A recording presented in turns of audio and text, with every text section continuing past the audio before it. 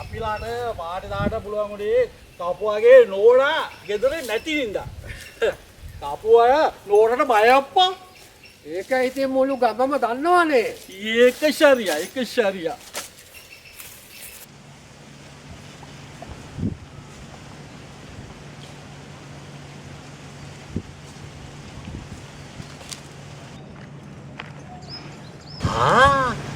සාජනුවේ සම්මරපාලයි.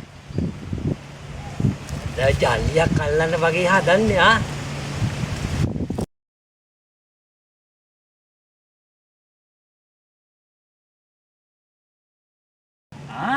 සාජන් සමරපාල අද වාසියක්. වාසි නැත්නම් මේව අරගෙන එනවද?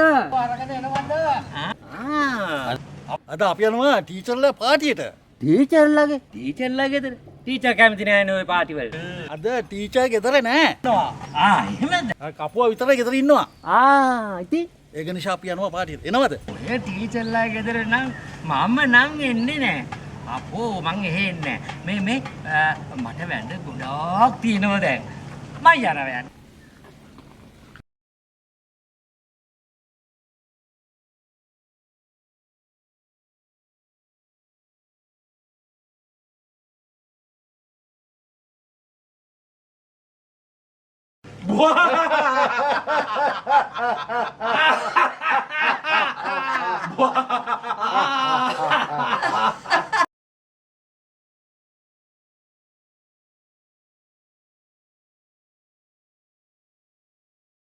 සමරපාල.